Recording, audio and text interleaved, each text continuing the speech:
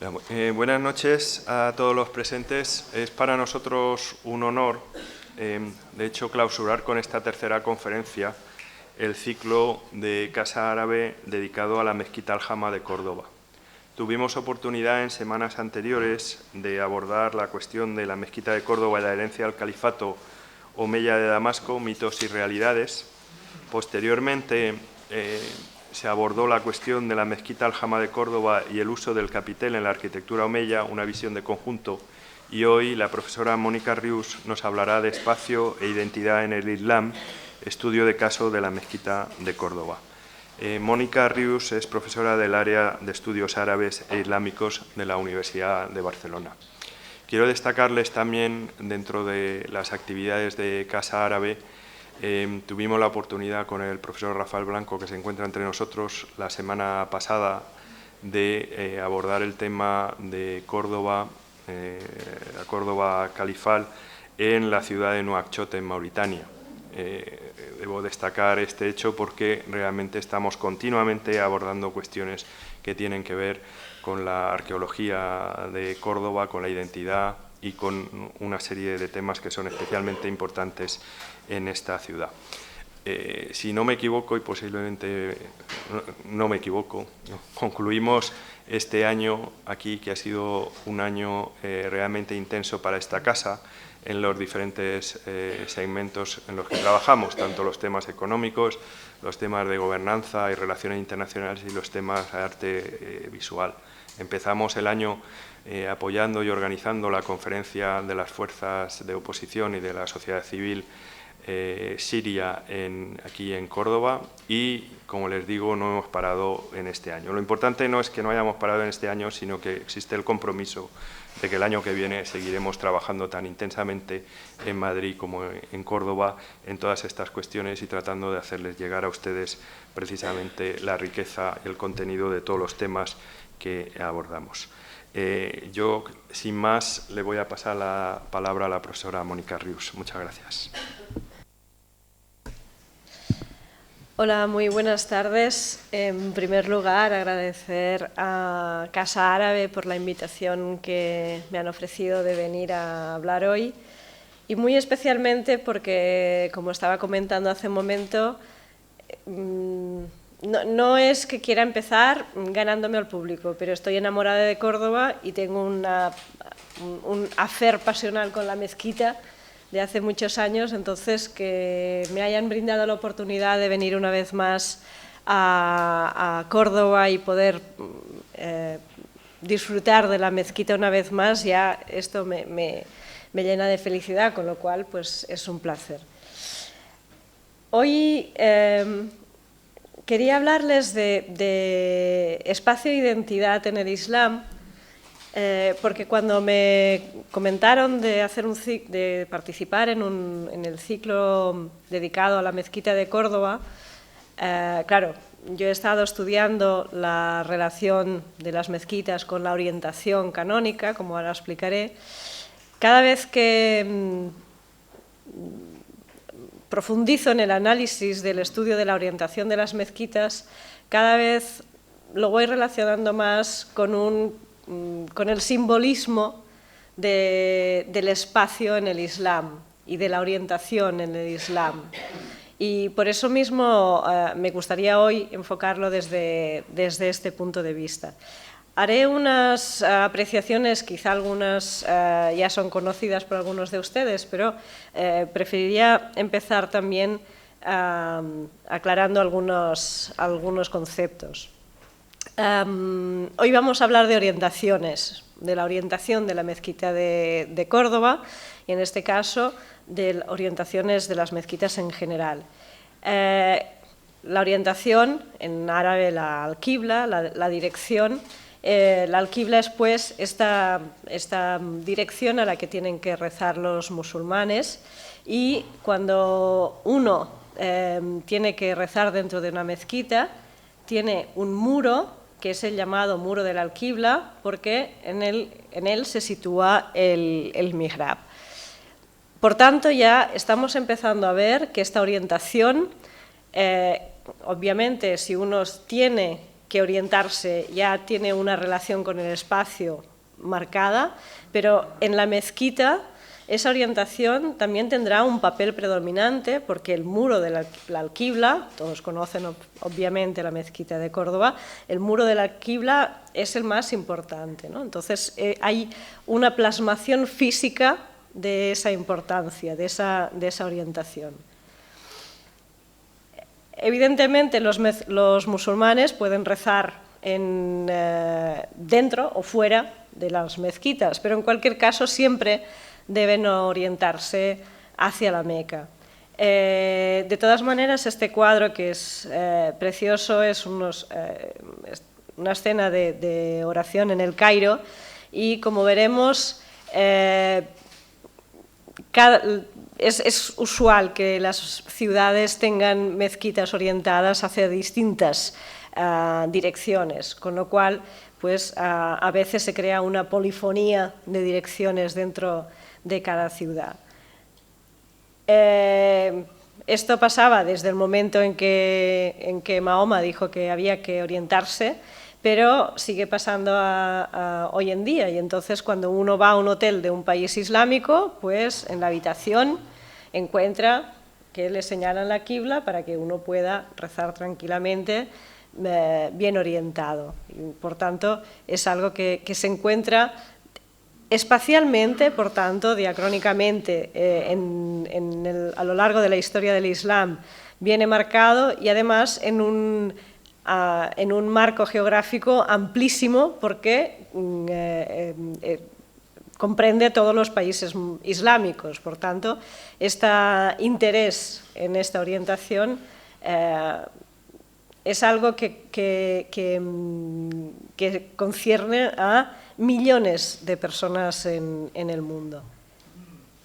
El muro de la alquibla, obviamente, tiene este mihrab. Todos sabemos que en la muro de la alquibla y el mihrab, que es hacia donde tienen que rezar los musulmanes. En realidad es, una vez más, una concreción física de esa dirección, ¿no? Uno podría rezar hacia una pared. Aquí las mezquitas finalmente hicieron tuvieron esta forma de expresar la orientación, que es el mihrab. ¿Por qué tiene esta forma? Siempre se dice que es una hornacina, un nicho.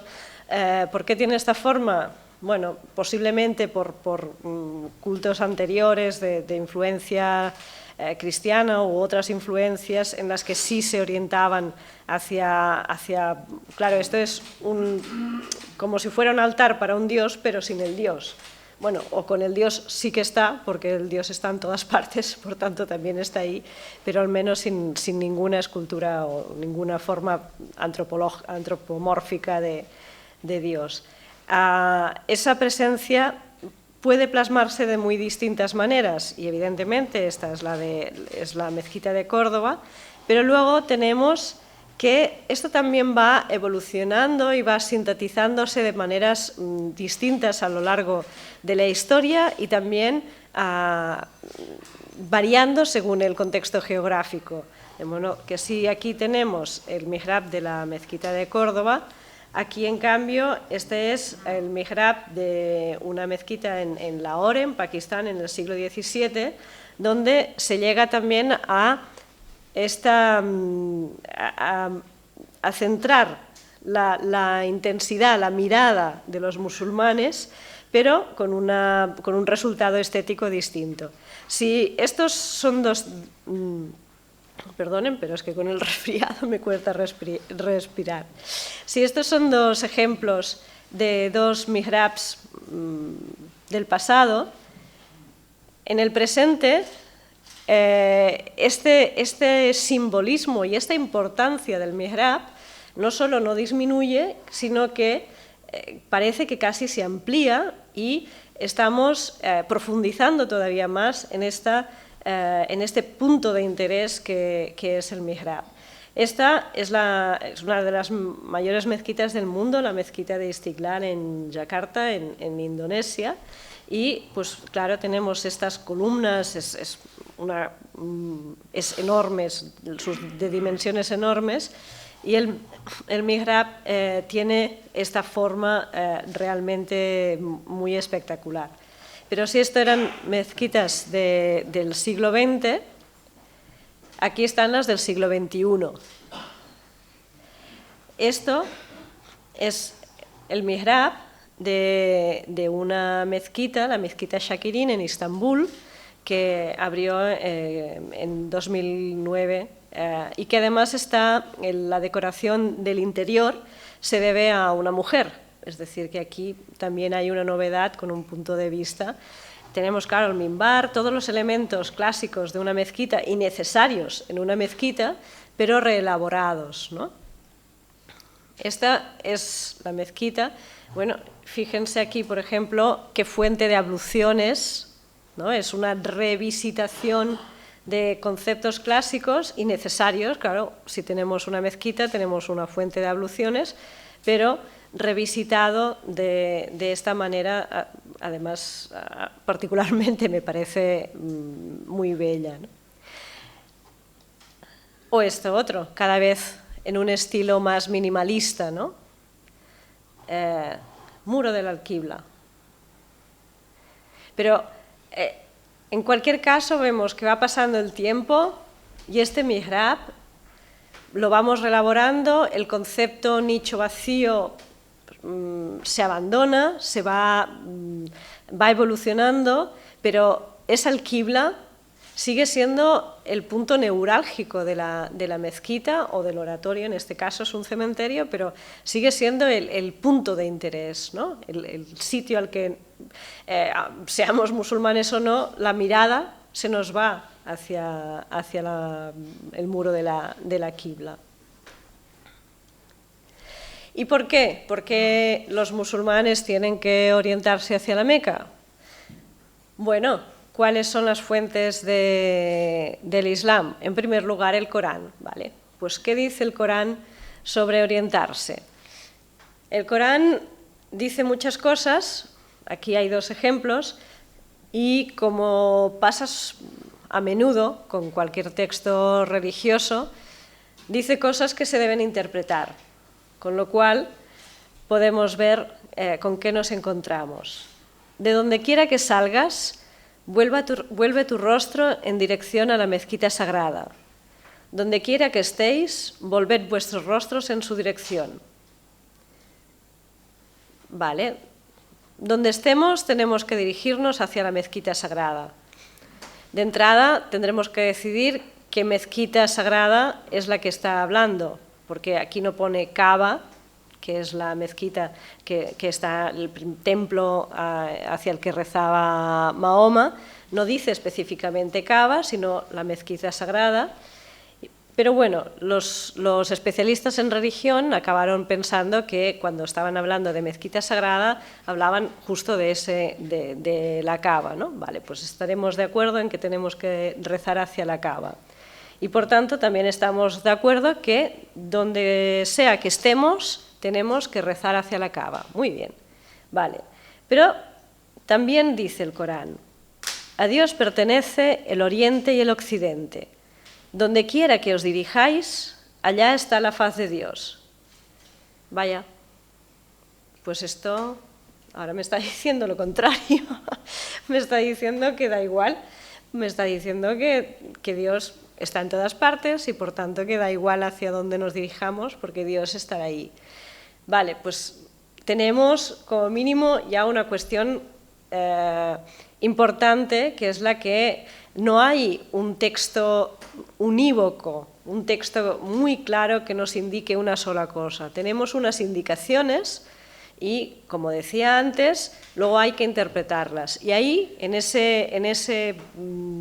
esa traducción del verbo divino al verbo humano, es donde vamos a tener toda la literatura de la jurisprudencia islámica, que es riquísima, pero también ha dado, por tanto, muchas soluciones distintas a esta cuestión. Muy bien, vale, tenemos que orientarnos hacia la mezquita sagrada, pero también en todos sitios está Dios. Bueno, ya está bien. ¿Cuál es la segunda fuente? Porque como el Corán nos ha dejado así como con algunas dudas, ¿cuál es la segunda fuente a la que podemos recurrir cuando somos musulmanes? La segunda fuente es el hadith, es decir, los dichos y hechos del profeta. Entonces encontramos un hadith del profeta Mahoma que dijo: lo que está entre el este y el oeste es una qibla. Claro, si uno está en Medina, que es donde estaba Mahoma, y mira hacia la Meca, como pueden ver, está al sur, ¿de acuerdo? Por tanto, lo que está entre el este y el oeste, bueno, en realidad es el sur y es el norte, pero se entiende que si queremos mirar a la Kaaba será al sur. Vale, pues lo que está entre el este y el oeste es una qibla, el sur es una qibla. Muy bien, pues el sur es la qibla, muy bien. Pero claro, eso es un dicho que tiene que estar circunscrito a ese contexto. Mahoma lo dijo porque se hallaba en Medina, y en Medina eso era correcto. Lo que pasa es que si nosotros estamos en Córdoba y decimos lo que está entre el este y el oeste es una qibla, estaremos siguiendo el hadith, pero de manera incorrecta, porque miraremos al sur y, bueno, miraremos al sur, pero no nos estaremos dirigiendo hacia la Kaaba, ¿de acuerdo? Entonces, esta, no contradicción, porque no es contradicción, pero el que el hadith diga una cosa y el Corán diga una cosa ligeramente distinta, también dio, una vez más, paso a que los jurisconsultos islámicos escribieran muchísimo sobre esta cuestión. Y entre los especialistas de la ley islámica, la verdad es que tampoco se pusieron muy de acuerdo, porque unos decían: si Mahoma dijo que lo que está entre el este y el oeste es una qibla, esto es válido para todo el mundo. Y otros especialistas en la religión también dijeron: no, esto lo dijo para Medina y por tanto no es exportable para todos los lugares.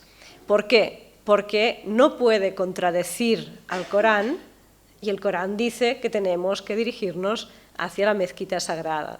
Por tanto, como vemos también ya tenemos un texto del Corán que nos da indicaciones, no obligaciones, nos da indicaciones, y luego un hadith que es interpretado ya de maneras distintas, ¿de acuerdo? Esto es importante porque, claro, cuando uno dice: ¿y esta mezquita está bien orientada?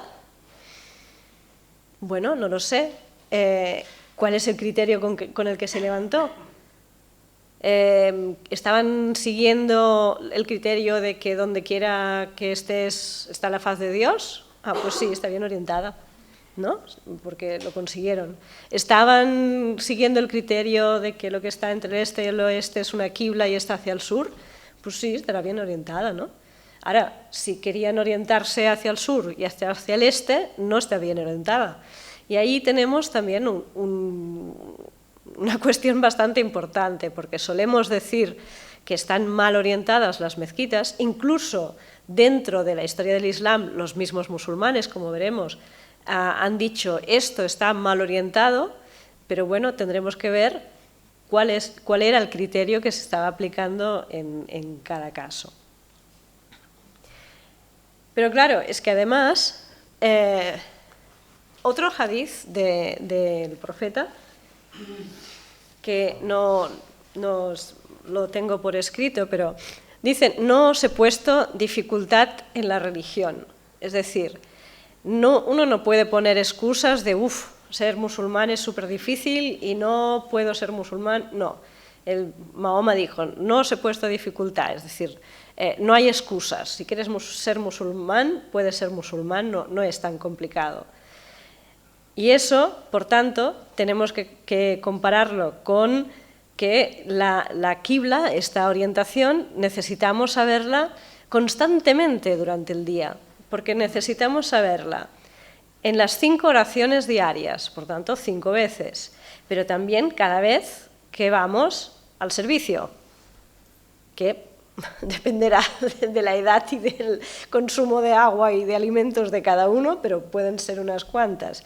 Además, también dependerá, porque si tenemos que sacrificar a un animal, también tendremos que tener en cuenta cuál es la orientación de la qibla.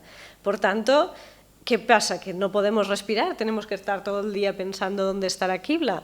Realmente, claro, vivir así es un agobio, ¿no? No se puede. Por eso, también tenemos que tener en cuenta qué es lo que se estaba pidiendo. Si se estaba pidiendo esa exactitud y tenemos que mirar en cualquier momento del día y a la Meca exactamente, o si tenemos que tener una intención general. Sea como sea, qibla, como pueden comprobar, sigue siendo un valor simbólico, porque cuando una marca quiere poner un nombre que funcione en el mundo islámico, una marca de cola, ¿cómo la llaman? Qibla Cola. Hay Meca Cola también, pero Qibla Cola. Y una Qibla Cola con el contenido ético de que no hay injusticias añadidas, ni explotación, y no sé cuántas cosas. Por tanto, aquí vuelve a ser esta llamada a algo que une a esta comunidad de los musulmanes, ¿no? Esta qibla, este símbolo que nos está uniendo a todos como musulmanes. La verdad es que, bueno, esto funciona, depende contra el vicio de pedir, la virtud de no dar, que decían. Esta es la intención de la marca, pero bueno, lo ha conseguido de manera irregular. De todas maneras, yo al menos en mi barrio, en Barcelona, puedo encontrar Qibla Cola, con lo cual, digamos, tienen bastante éxito. ¿Vale? Si esto es un problema religioso, ¿no? Porque tenemos que rezar, estamos hablando del Corán, del Hadith, ¿quiénes son los que nos van a solucionar estas dudas que tenemos, ¿no?, sobre nuestra actuación como musulmanes? Pues nos van a ayudar los especialistas en religión, los alfaquíes, los jurisconsultos.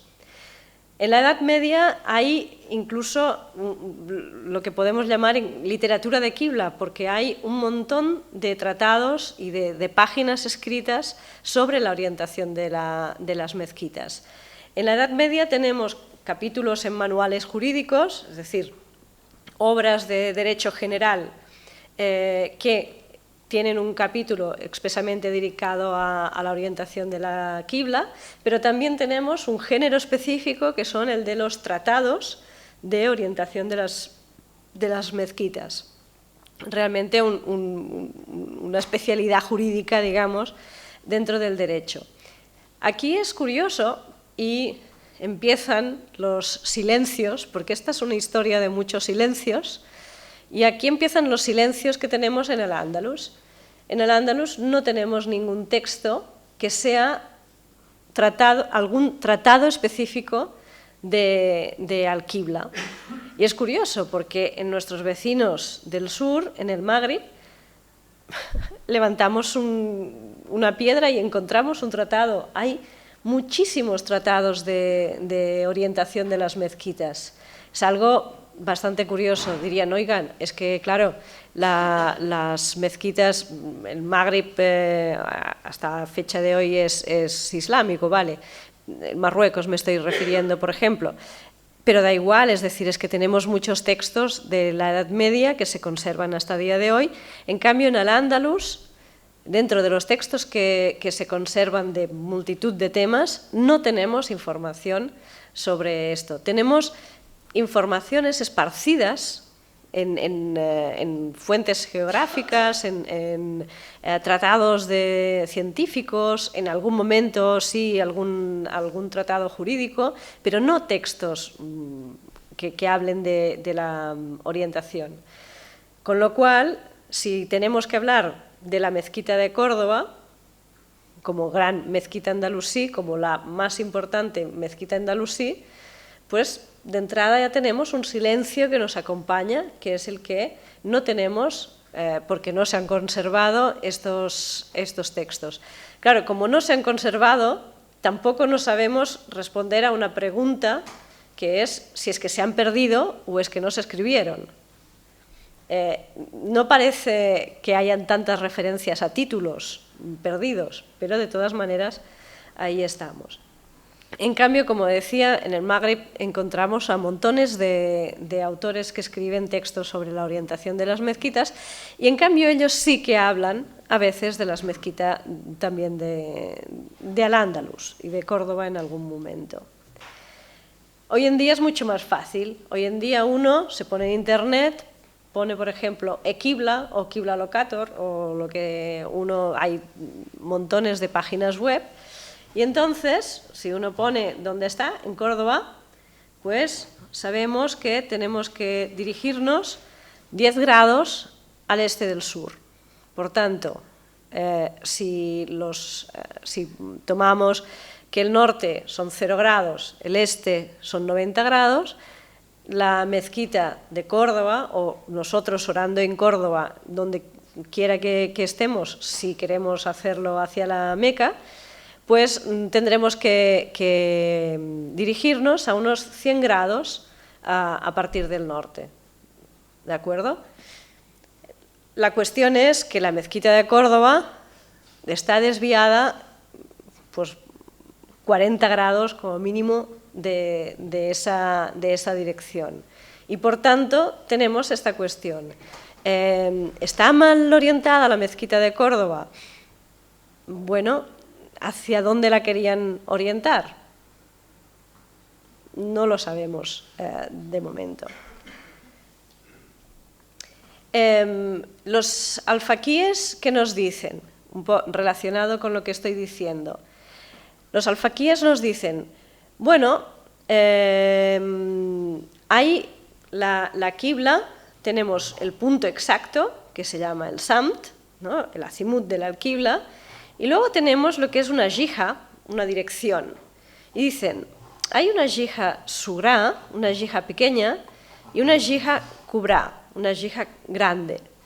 Dicen, bueno, si uno está rezando o uno está buscando la Qibla, uno puede decir, vale, como es bastante complicado dirigirse al punto exacto que es la Meca, pongamos un margen. Entonces hay un margen que serían 90 grados, ¿no? Más o menos, bueno, lo que abarca la mirada, o los brazos así, ¿no? Esto es el margen de error que tenemos.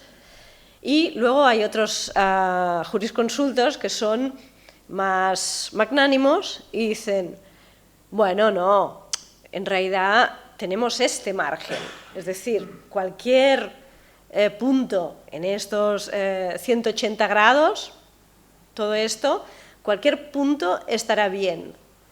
Bueno, visto así, la mezquita de Córdoba está bien orientada, ¿no? Porque si un alfaquí, si un especialista en religión islámica nos dice que cualquier cosa que esté 180 grados o 90 grados dentro respecto a lo que debería estar, pues sí, la mezquita está bien orientada, porque hemos dicho que había una diferencia de 40, todavía nos sobra.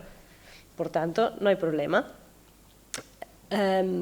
Incluso hay algunos que dicen, mientras no estés dando la espalda a la Meca, es decir, tienes 359 grados para rezar, mientras no estés dando la espalda, lo otro, que sería un poco, en realidad, el segundo versículo que les he puesto del Corán, ¿no?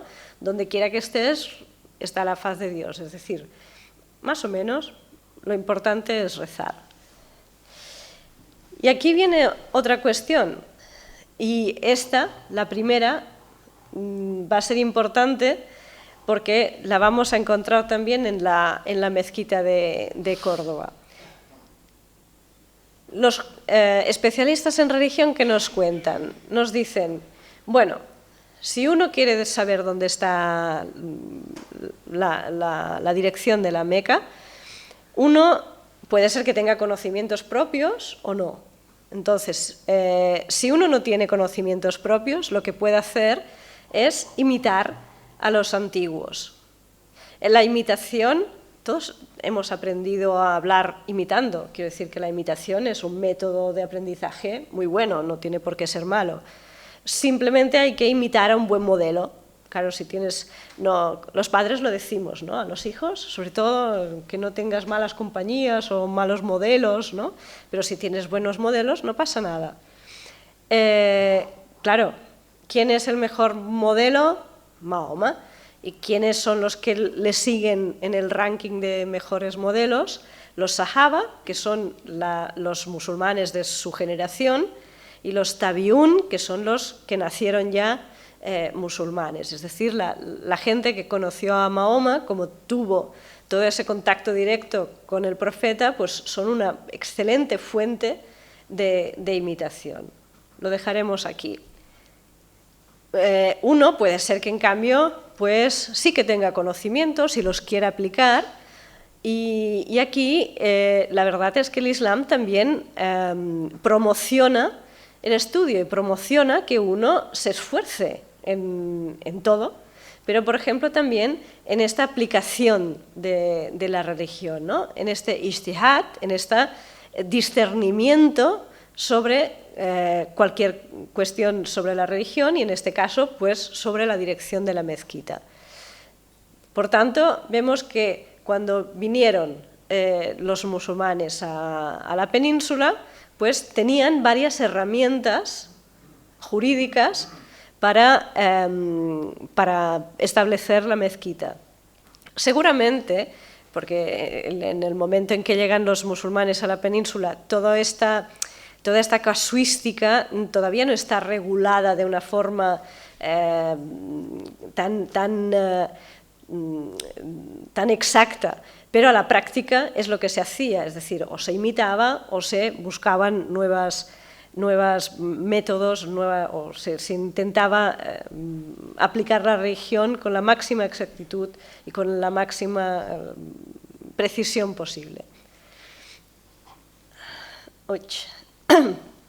Y en cambio, también podemos tener la astronomía que nos ayude, la astronomía y las matemáticas, porque al fin y al cabo estamos diciendo que nos tenemos que orientar hacia la Meca, y eso es un problema de astronomía, de geografía física y de astronomía. Es decir, si nosotros estamos aquí y la Meca está aquí, pues tenemos que calcular un ángulo y entonces sabremos hacia dónde nos tenemos que orientar. Claro, tenemos varios problemas aquí añadidos. Esto es un problema que, claro, como la Tierra no es plana, que es redonda, es un problema de trigonometría esférica. Y estos problemas de trigonometría esférica no estaban resueltos todavía en el momento en que se construyeron la mayor parte de las mezquitas. Es decir, que todos esos Sahaba, pero sobre todo los Tabiún, todos esos conquistadores que hicieron las primeras mezquitas en cualquier lugar del mundo islámico, o que iba siendo islámico, no podían aplicar este método porque eso todavía no estaba descubierta la solución a este problema de trigonometría esférica. En Al-Ándalus, Ibn Muad de Jaén encuentra la solución a este problema, pero ya estamos en el siglo XI.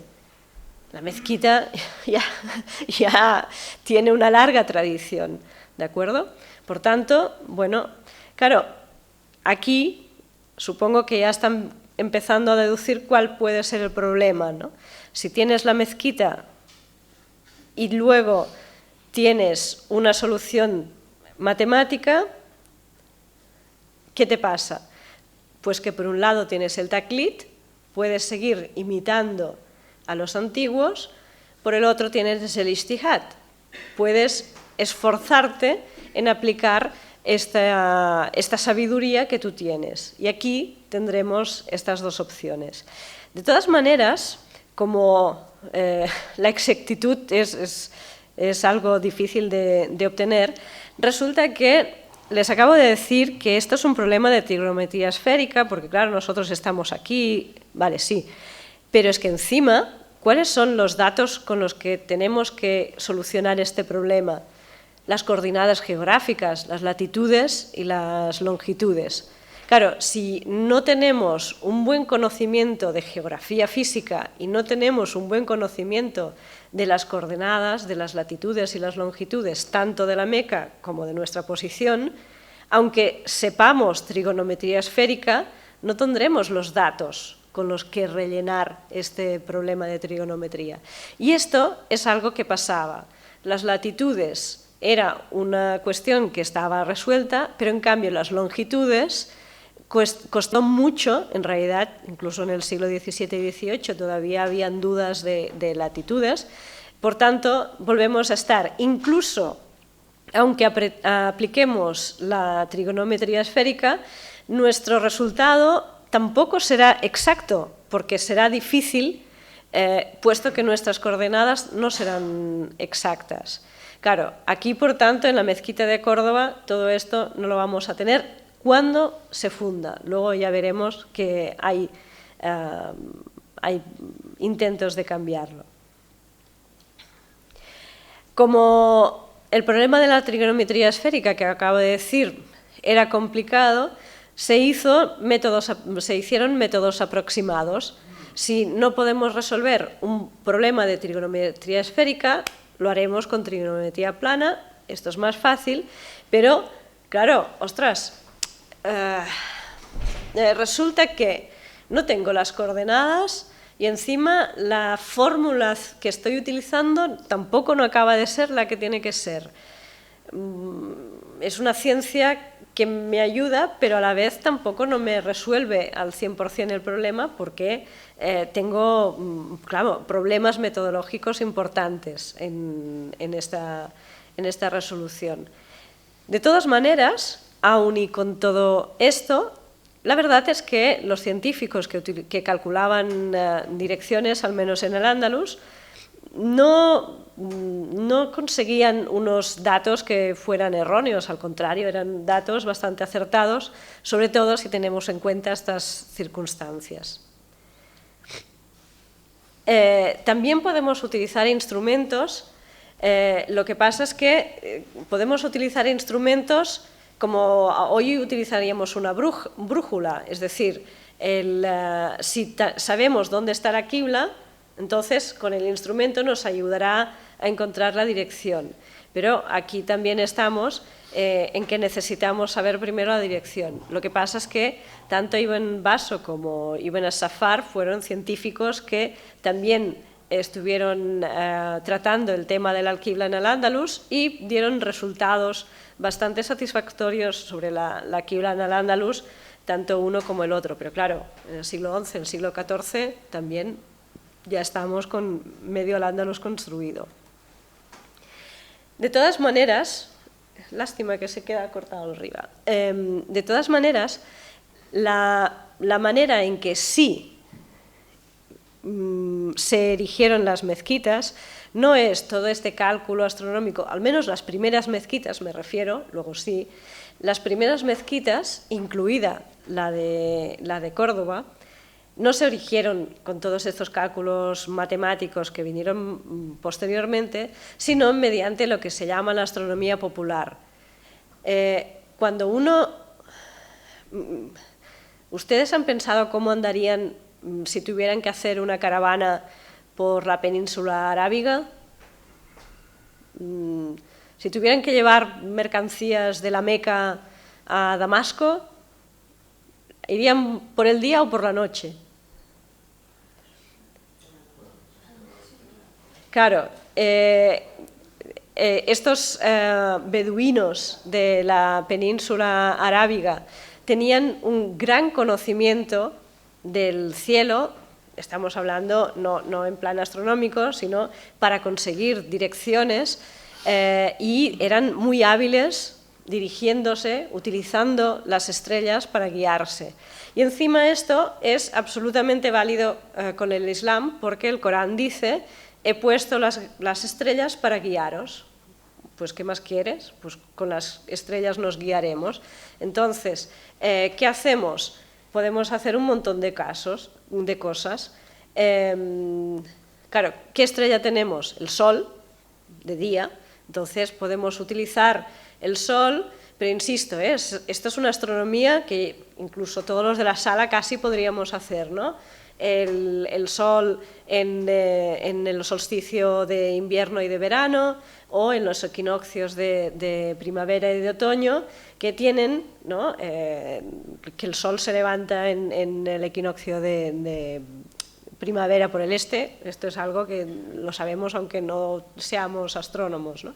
Entonces, este conocimiento es el que se aplicaba, por ejemplo, utilizando las salidas y las puestas del Sol.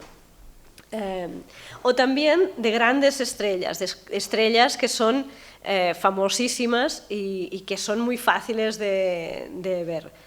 A pesar de que tenemos que comparar el cielo, imagínense ustedes el cielo tremendamente repleto de estrellas que tendrían en la península arábiga sin toda la contaminación ambiental ni lumínica que tenemos nosotros, que claro, cuando vemos una estrella es como algo casi milagroso. Pues ellos utilizaban estas estrellas importantes como es Antares, Kalpalakra, la polar, obviamente, ¿no? Claro, la polar más o menos nos indicaría el norte. Entonces, lo que también podemos hacer son combinaciones. Es decir, podemos hacer combinaciones de dos estrellas. Por ejemplo, tienes que mirar hacia Kalpalakra, hacia Antares, cuando sale Shaula, por ejemplo, ¿no? Es decir, y por tanto tienes una combinación de dos estrellas. O puedes combinar las estrellas y tu cuerpo. Pon tu hombro en el polo. Y entonces, hacia donde estés, pues eso es la dirección, ¿no? Por tanto, en esta astronomía, de nociones muy básicas, pero muy efectivas, porque para lo que nosotros estamos buscando nos soluciona absolutamente el problema. Esto, algunos ya se han cansado de oírme repetir, pero esto es un poema visual de Joan Brossa, un escritor y artista catalán que ya murió, y que este poema visual se llama La Polar, y lo bonito es que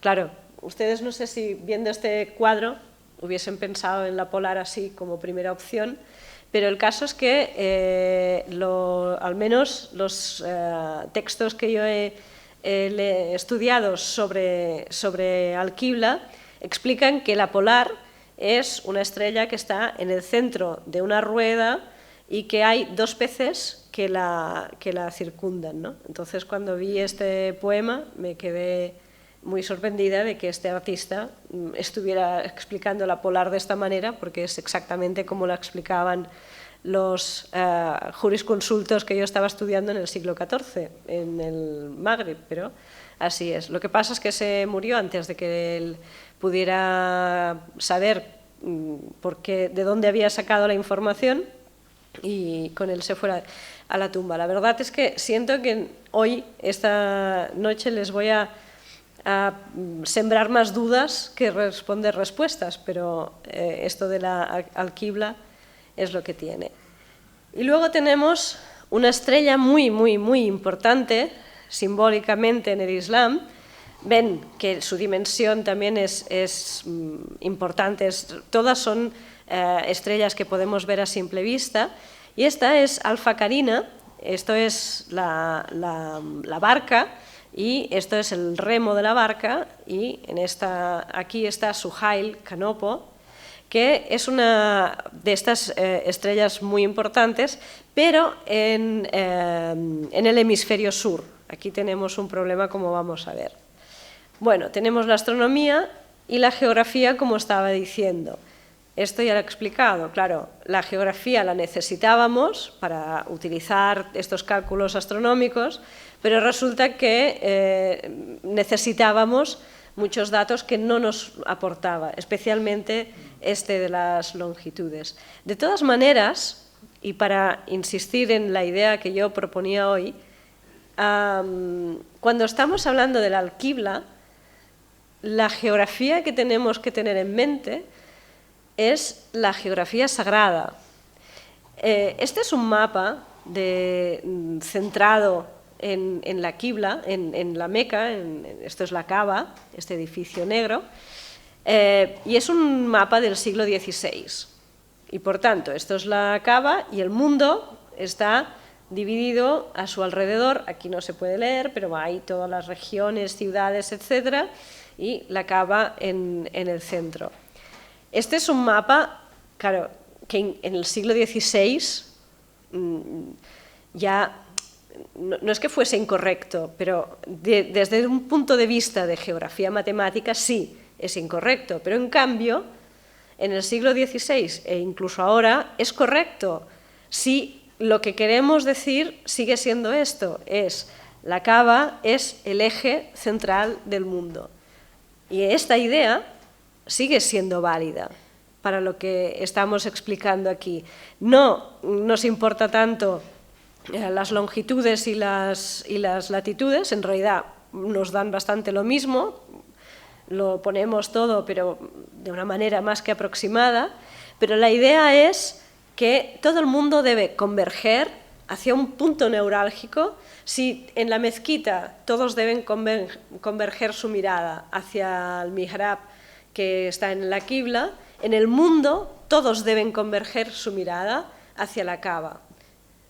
La potencia de este acto simbólico es enorme. Y más si uno se da cuenta, pues esto, ¿no?, de que el número de musulmanes es ahora mucho mayor que cuando había el profeta o cuando se conquistó Al-Ándalus. Es decir, millones de personas mirando hacia el mismo sitio. Es muy potente como símbolo. Por eso estaba hablando de espacio e identidad. Es una manera de entender el mundo, ¿no? También es una manera de interiorizar el mundo esta. Como motivo más de, bueno, no tan de broma, que la Meca está en el centro, esto no me lo va a discutir nadie, porque lo decimos todos, y hay la frase que encima en todas las lenguas, claro, es que yo chino no lo sé, pero en todas las lenguas románicas existe, que cuando uno, por ejemplo, dice que Hollywood es la Meca del cine, porque es el centro.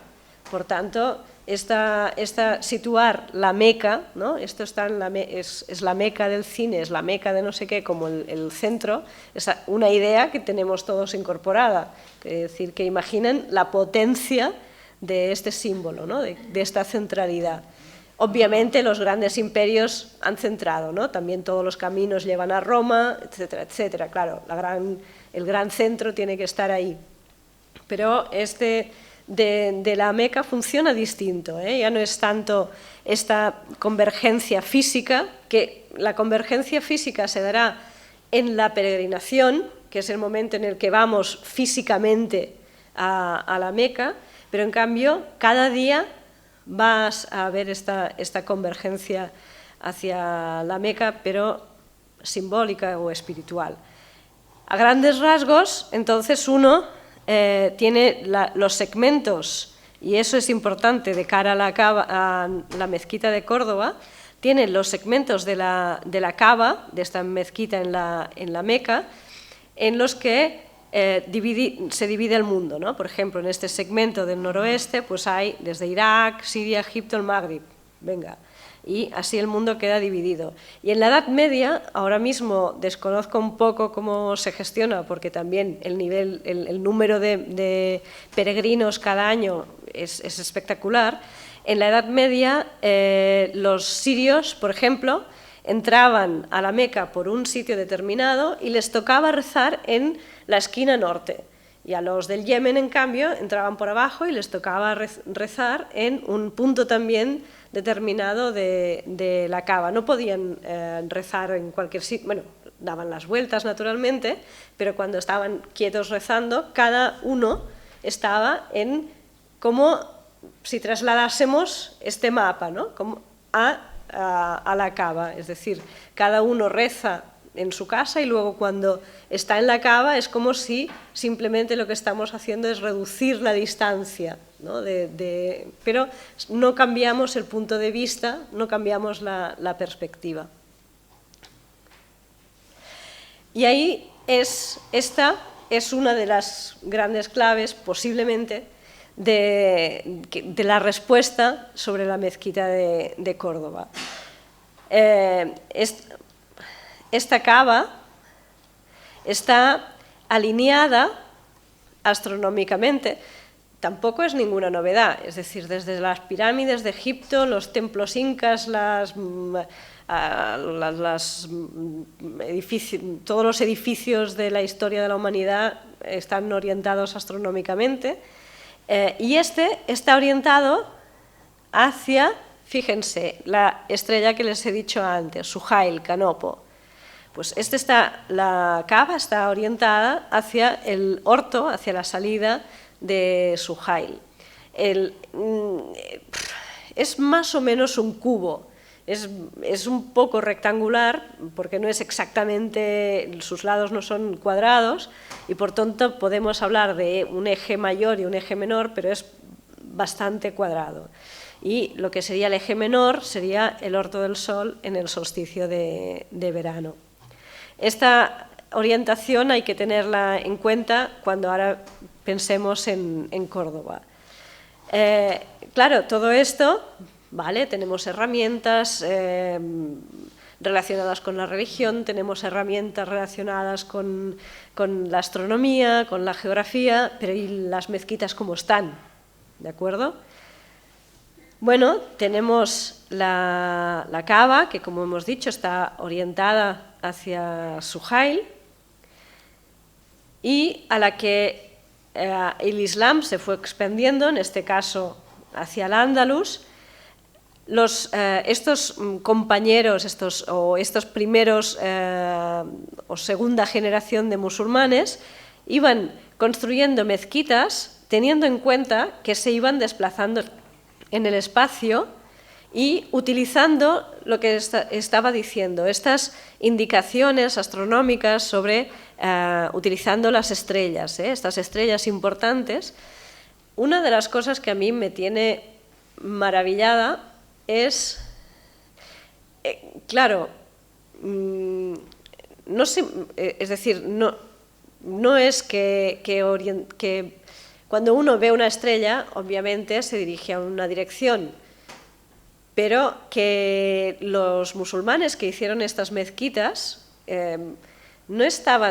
sus cálculos no estaban tan mal, teniendo en cuenta la distancia a la que estaban de la Meca, y que además eran zonas donde no habían estado antes. Por tanto, es algo tiene bastante mérito en que consiguieran hacer unos edificios medianamente correctos, teniendo en cuenta esto, que estaban realmente muy lejos en zonas que no conocían. En este caso, en Kairawan, en Túnez, tenemos una mezquita que más o menos está orientada a 145 grados. Si antes he hablado de distintos métodos de determinación de la quibla, hay uno que debería, y lo pongo en condicional porque al final dio algún problemilla, uno que debería ser exacto es que Dios te diga dónde está la quibla. Porque claro, si te lo dice Dios, pues ya tiene unas garantías.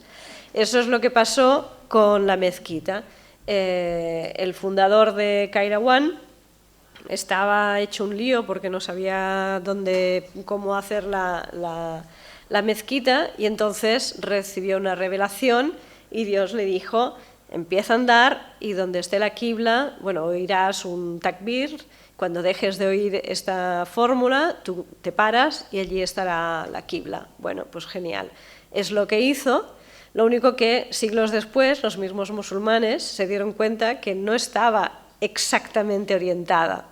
Hombre, Dios, si te dice dónde está, te lo está diciendo de manera exacta. Y entonces la explicación era que, obviamente, Dios no se equivocó, sino que los paletas, ¿no?, los constructores sí que se equivocaron, es decir, que en el momento de construir la mezquita hubo algún lapsus. Esto no hay que tomárselo tan a broma, porque ahora que todo el mundo tiene móviles con brújulas y todo esto, es que si la orientación es esta y estamos en Córdoba respecto a la Meca y nos movemos y hacemos esto estamos ya desviándonos de la quibla.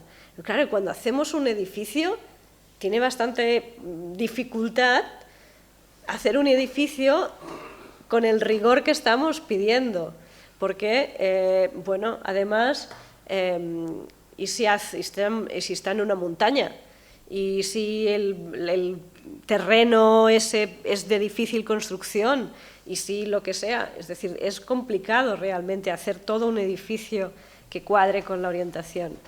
Con lo cual también me tiro un poco piedras al tejado, pero igual a nosotros nos preocupa más de lo que los preocupaba a esos señores cuando hicieron las mezquitas.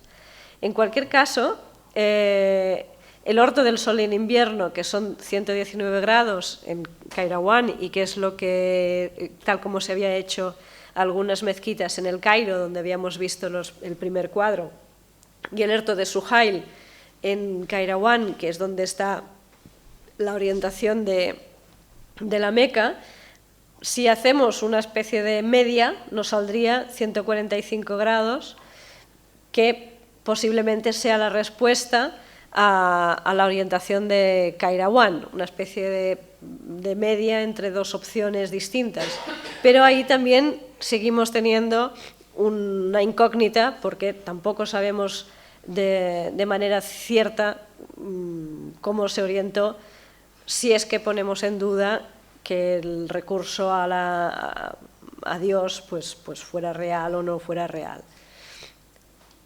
En Marrakech, en Marruecos, posteriormente, lo digo porque así dejaremos esto y ya iremos hacia Al-Ándalus, en Marrakech vamos a ver un caso muy curioso, y es el de los almorávides.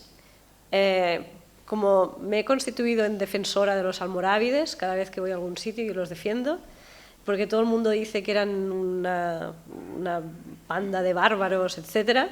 Y en cambio, bueno, hicieron cosas muy bien hechas. Por ejemplo, todas sus mezquitas estaban orientadas, o al menos potenciaron a los astrónomos para que miraran la orientación de las mezquitas y les hicieron caso.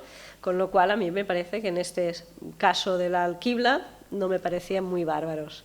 El caso es que orientaron bien sus mezquitas, pero fíjense que luego cuando vinieron los almohades, reconozco que en cambio no me caen tan bien los almohades, pues cuando vinieron los almohades lo que hicieron es arrasar toda la ciudad de Marrakech, especialmente las mezquitas. ¿Por qué? Pues porque estaban mal orientadas. ¿Cómo que estaban mal orientadas? Si estaban bien orientadas. ¿O no? Vuelve a ser, ¿bajo qué criterio? Los almorávides habían utilizado el criterio de seguir a los astrónomos. Los almohades pues tendrían otro, como veremos, y por tanto, según su otro criterio, estaban mal orientadas. Ahí estamos otra vez, ¿no? Los almohades, y aquí tenemos otra vez el tema este de la alquibla como algo bastante curioso, construyeron la mezquita de la Kutubiyya, si han estado en Marrakech la han visto, una de las hermanas de la Giralda, y la orientaron, hacia el Orto de Suhail, como la Cava. Vuelve a salir el Orto de Suhail. Pero es que resulta que la orientaron, construyeron un primer edificio y al cabo de 3 años o menos lo tiraron porque estaba mal orientado y lo volvieron a levantar. El primer edificio estaba a 154 grados y el segundo a 159 grados arqueólogos dicen que esta es la variación entre los dos edificios. ¿5 grados? Pero, ¿cómo se hace para tirar un edificio y luego levantarlo 5 grados distinto? Es que yo creo que esto es difícil ahora incluso. ¿De verdad? Bueno, pero en cualquier caso está hacia el orto de Suhail y tengamos en cuenta que, según los astrónomos, la orientación era 90 grados, es decir, que mucha exactitud, es decir, había una gran exactitud, pero una gran exactitud con algo que no nos acaban de explicar, porque no acaba de decir nadie, sí, la tiramos al suelo porque tenía que estar orientada hacia Suhail. No hay ningún texto que lo diga, solamente dicen, la tiraron y la volvieron a levantar porque estaba mal orientada. Y esta es la orientación en la que está. Por tanto, misterios, misterios, misterios cuando se trata de la Qibla. Por fin, Al-Ándalus. En Al-Ándalus tenemos un montón de orientaciones. Tenemos, una cosa que yo llamo Córdoba, que es que, como la mezquita de Córdoba era la aljama, yo creo que marcó tendencia en su momento, y entonces hay un montón de mezquitas en Al-Ándalus que tienen una orientación similar a la mezquita de Córdoba. Luego hay unas que están hacia el este, que vendría a ser también, algo bastante correcto, pero son muy poquitas. Luego unas que están hacia el sureste, podría ser, por ejemplo, entre el este, que sería más o menos la astronómica, y esa del sur que hemos dicho antes, de lo que hay entre el este y el oeste, la mitad, pero tampoco tenemos un... ¿Puede ser otra vez una media entre el orto del sol en el solsticio de invierno y Suhail? Bueno, pues ahí están. Luego hay unas que están hacia el sur, estas parece que quizás sí siguen esta tónica de lo que está entre el este y el oeste, y hay unas que están más al oeste del sur, o sea que estas realmente parece que siguen la tónica esa de donde quiera que hagas una mezquita, ya está bien. Con lo cual tenemos un montón de orientaciones posibles, como pueden ver. Como digo, Bab Mardum en Toledo es un ejemplo de orientación al estilo de Córdoba, con tendencia cordobesa. Curiosamente, aquí vuelvo a seguir también a los arqueólogos. Los arqueólogos hablan y los especialistas en arte islámico hablan de los paralelismos constructivos de Bab Mardum y de la mezquita de Córdoba, de las semejanzas técnicas que tienen las dos mezquitas. Una de las hipótesis que yo he lanzado al viento es hasta qué punto los mismos constructores exportaban las orientaciones. Claro, si no tenemos noticias de arquitectos, no tenemos noticias de constructores ni nada por el estilo, pero alguien construiría las mezquitas y es posible que alguien o esos alguienes que diseñaban las mezquitas se movieran de una ciudad a otra y por tanto hicieran las mezquitas como sabían. Eso incluiría no solamente la estructura, las columnas y el plano, sino también la orientación. Es una posibilidad. Tenemos aquí en Córdoba Madinat az-Zahra. Este es el caso absolutamente paradigmático de llegó el astrónomo. Aquí tenemos un conjunto que tiene una tónica y ¡pum!, una mezquita que sale totalmente de la tónica del conjunto califal, y esta es una de las excelentes mezquitas en cuanto a orientación, si tenemos en cuenta eso de que las coordenadas no eran exactas. Esta podríamos decir que es una mezquita orientada casi exactamente, es decir, que es una muy buena mezquita. Claro, esto, como pueden ver, también es símbolo, es claramente símbolo, es decir, tener un conjunto y luego una mezquita que... y además, si tenemos en cuenta que el conjunto del califal de Medina Zara estaba diseñado con toda su simbología de jardines, de pasillos, etcétera, es decir, de planos. No es un conjunto que fue creciendo de manera esporádica, estaba absolutamente diseñado y con una ideología muy clara. Entonces, en todo eso, de golpe, una mezquita que efectivamente mira hacia la Kaaba exactamente, vuelve a ser como un manifiesto, ¿no? Y tenemos otra, pero esta, la verdad es que también es ir a buscar mezquitas. La mezquita de Medina Zara y esta del Palacio de Comares en la Alhambra vuelve a ser otra de las... son las dos mezquitas del Al-Ándalus mejor orientadas, ¿no?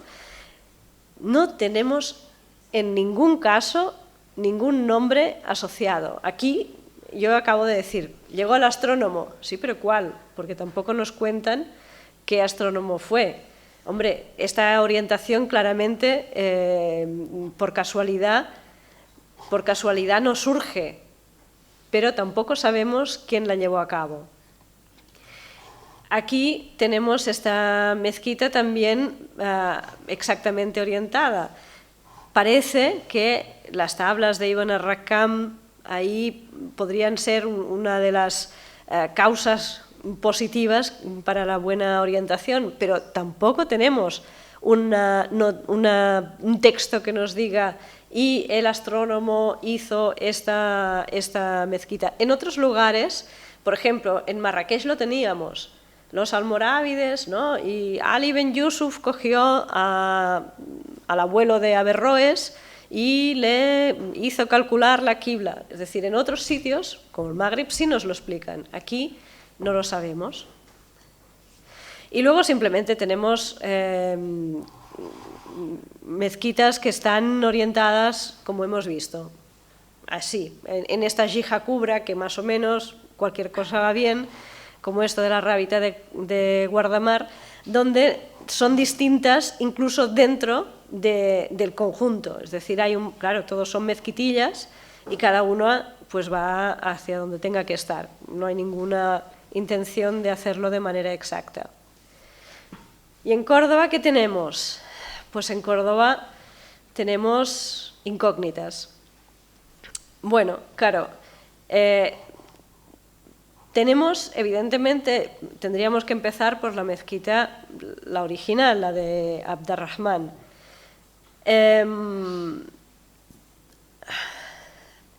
¿Hasta qué punto lo que había antes marca la dirección?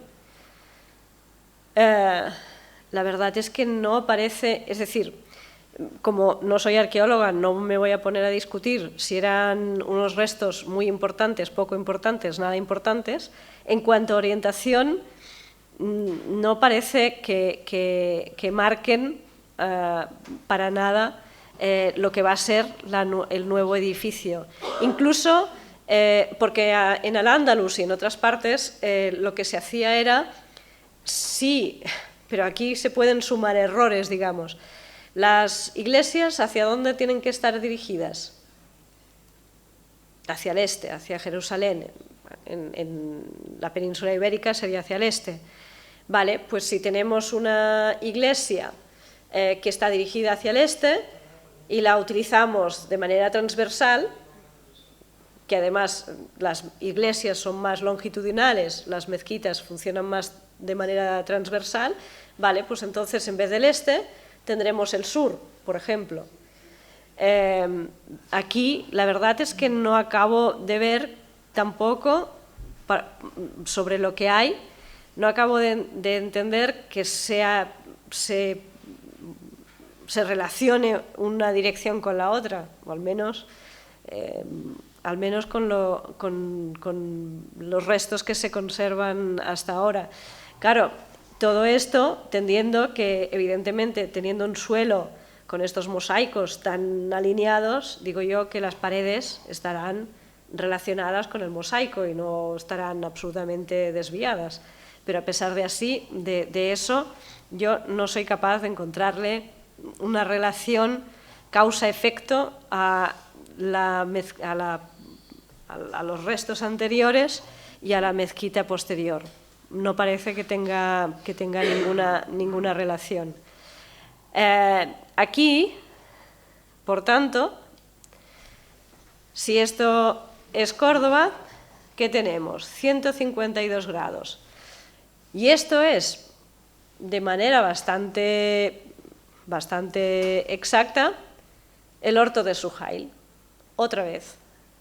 Esta es una constante, nos va saliendo constantemente el Horto de Suhail, tal como estaba la cava.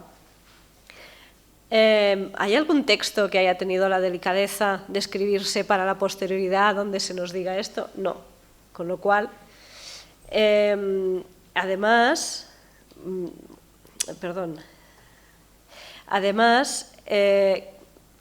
claro, se supone que el mihrab simplemente se va trasladando, pero tampoco, bueno, no sé, en tanta ampliación, si alguna cosa pasó entre medio y perdimos también la dirección primitiva.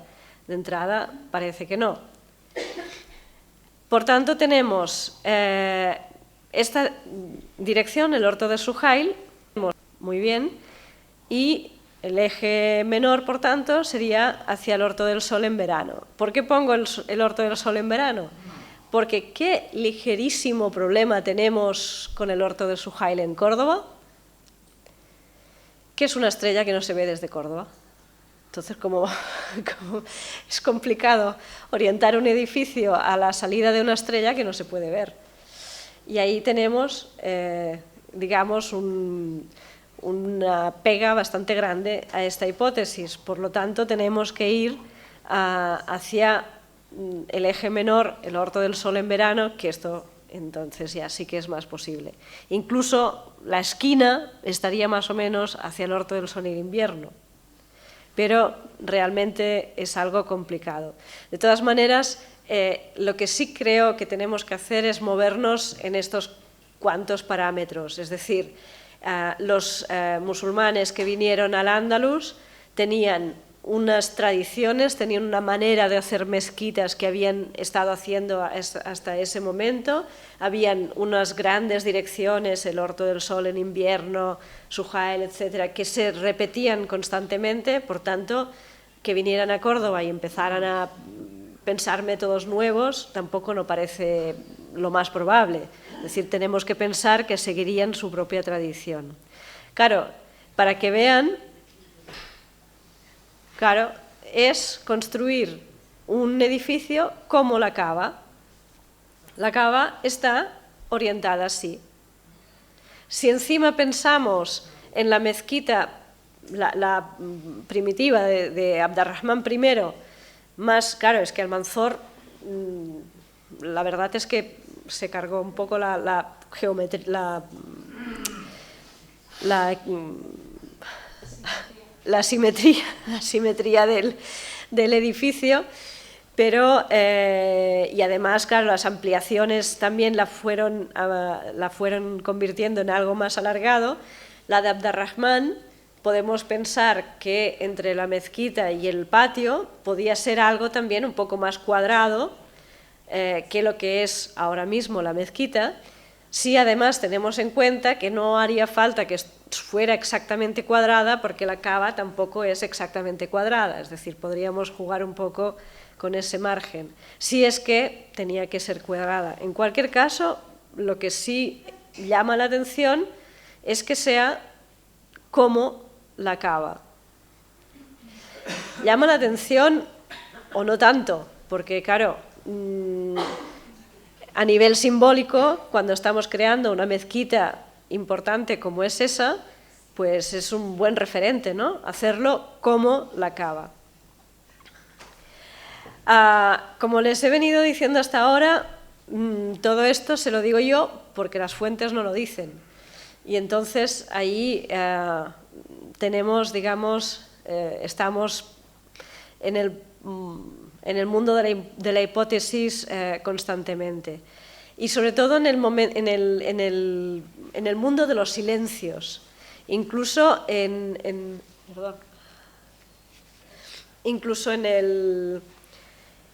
algunas crónicas, cuando hablan en el Magrib, que hay más referencias, muchas veces se dice, han dicho que, en plan, unos dicen, pero también con muchas vaguedades, ¿no? con poca concreción. En cualquier caso, sí que parece que de las fuentes podemos deducir una cierta tendencia dinástica. Si un emir hace las mezquitas de una manera o una dinastía, los almorávides las hacían hacia el este, los almohades hacia Suhail. Y hay una tendencia dinástica. Y como veremos ahora, también hay una doble alquibla. Claro, en el siglo IX, es decir, bastante pronto en realidad, en Córdoba ya sabían que la mezquita no estaba orientada hacia la Meca. Ya se daban cuenta de esto. Y entonces, por ejemplo, había este señor, Abu Ubaida Muslim ibn Ahmad al-Laythi, que como era muy sabio y quería, como diríamos en términos coloquiales, fardar, presumir de su sabiduría, y entonces, cuando todo el mundo rezaba, pues él se ponía distinto, se ponía hacia el este porque él sabía más que los otros, entonces se ponía distinto, y por eso le llamaban Sahib al-Qibla, ¿no? Porque él tenía su manera distinta de rezar. Eso... No soy una especialista en derecho islámico como lo era él, pero en cambio yo diría que iba en contra de un principio islámico, que cuando hay no solamente se trata de que esta orientación, de que cuando el espacio como símbolo tiene que unir a toda la comunidad, y el concepto de la unión de la comunidad es algo muy importante en el Islam. Evitar la fitna, evitar la división, hay que unir a la comunidad. ¿Cómo se reza en una mezquita? En una mezquita se reza hombro con hombro. Y por tanto, lo que se está buscando también es físicamente, los orantes lo que están haciendo es un muro, también como el de la Qibla, están físicamente uniendo sus cuerpos simbólicamente hacia la Kaaba, con lo cual, cuando viene un señor y decide rezar hacia otro sitio, está rompiendo esa unidad de los musulmanes, al menos en esa comunidad. Claro, en otros momentos eso podía ser... Eso se hacía, es decir, en el Cairo, en algunas mezquitas vieron que estaban no orientadas hacia la Kaaba, y entonces la comunidad decidió, en vez de rezar hacia el mihrab, coger el mihrab y trasladarlo a una esquina. Y entonces todo el mundo rezaba hacia la esquina y no hacia el muro que había sido de la Qibla. Bueno, pero claro, esto que era... desviarse del resto de la comunidad significaba una ruptura, ¿no? ¿Valía la pena? ¿El Corán nos estaba diciendo que era tan importante orientarse hacia la mezquita sagrada que teníamos que romper la comunidad? No parece que esa fuera la intención, ¿no? Y aquí se vuelve a repetir un poco, es la opción cuando tenemos... como hemos visto, ¿no? Abd-ar-Rahman III construye Madinat az-Zahra hacia 108 grados, más o menos, cuando la qibla correcta, insisto, con coordenadas modernas sería unos 100, pues es una qibla que no está nada mal. Y entonces, claro, su hijo, Al-Hakam II, dice, yo también quiero seguir el modelo de mi padre, ¿de acuerdo? Y entonces, fíjense, y ahí tenemos una pista para saber que esto de Suhail era importante, envía a un astrónomo, a Ahmad bin Faris, a Fuengirola, que Fuengirola además se llamaba Hisn, castillo de Suhail, ¿de acuerdo?, para comprobar si Suhail era visible. La verdad es que las fuentes tampoco no nos dicen muy bien si acabó viendo Suhail o no queda muy evidente. Pero había un interés en ver si en algún momento alguien lo había visto o era posible utilizar Suhail en Al-Ándalus como referente. En cualquier caso, cuando tiene que ampliar la aljama de Córdoba, Al-Hakam II decide no romper esa unidad, porque aquí hay dos textos, leo solamente el primero. Cuando Al-Hakam II, hijo de Abd-ar-Rahman III, quiso cambiar la qibla de la aljama de Córdoba, los astrónomos, Ahl al-Hisab, entre los cuales había figuras prominentes, le aconsejaron corregirla tras comprobar que estaba muy desviada hacia el oeste. Tuvo que abandonar la idea a causa de la fuerte oposición de la gente, Ammat al-Nas, que no quería abandonar la costumbre de sus ancestros. Así pues, desistió de su pretensión. Por tanto, se estaba generando una fractura en la comunidad y Al-Hakam II, evidentemente, también podía haber impuesto su criterio, que para algo era califa, entonces también. Pero en ese caso, lo que decidió era no fomentar esa división. Bueno, la división ya estaba, pero los astrónomos serían menos numerosos y por tanto se tuvieron que adaptar a la mayoría de la gente. El mismo texto, pero por otro autor, por al-Makkari, dice: Al-Hakam II pidió consejo a los expertos sobre la cuestión de cambiar la orientación de la qibla hacia el este, de acuerdo con lo que había dicho su padre, Abd-ar-Rahman III al-Nasir, con lo que había hecho su padre con la qibla de la aljama de Madinat az-Zahra, porque los astrónomos habían dicho que la vieja qibla de la mezquita estaba desviada hacia el oeste. El alfaquí Abu Ibrahim le dijo: Emir de los creyentes, los mejores de la comunidad, incluidos los imams que fueron tus ancestros, así como musulmanes devotos y estudiosos, han rezado hacia esa alquibla desde la conquista de Al-Ándalus hasta ahora, de acuerdo con los principios de quienes por primera vez la establecieron y que eran tabiún, esta generación de segundos musulmanes, como Musa ibn Nusair y Hanaj al-San'ani, entre otros. Dios favorece a aquellos que prefieren seguir las tradiciones y rechazan las innovaciones. El califa entonces aceptó su parecer y dijo: has hablado bien y nuestra creencia es que debemos seguir la tradición. Y por tanto seguimos teniendo el mihrab en la misma dirección. Aquí nos están explicando una polémica. En realidad, ¿sabían Al-Hakam II el criterio con el que había sido establecida la primitiva? Pues tal vez tampoco, porque aquí lo que dicen es: los astrónomos dicen que no está bien, quieren cambiarlo, el resto de gente no, pues lo dejamos igual, pero tampoco dicen cómo estaba la primera. Y ya para acabar, en cualquier caso, este tema de la mezquita, de la alquibla, perdón, es un problema especialmente complicado porque es pluridisciplinar, tiene un montón de cuestiones relacionadas, hemos visto la religión, la astronomía, la política, la historia, etcétera, pero sobre todo yo creo que tenemos que quedarnos con diversas cuestiones. Primero, que el Corán nos aconseja que recemos hacia la qibla, pero tampoco no está demandando una exactitud matemática.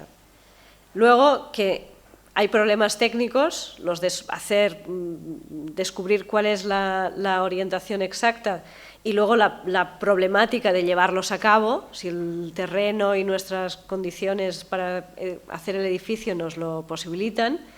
Y luego esta otra cuestión de la religión y la política, y también en este momento Al-Hakam II no sabemos si estaba haciendo de político o de líder religioso o qué es lo que estaba haciendo, pero sí que había que lidiar un poco con las dos cosas. Nuevos textos, claro, si mañana alguien descubre un manuscrito maravilloso donde se diga que cómo se orientó la mezquita de Córdoba, pues será un placer, porque tendremos la respuesta a lo que sigue siendo una incógnita. Pero hasta ese día estaremos, por tanto, con lo que les he dicho, con más preguntas que respuestas sobre esta cuestión. Muchas gracias.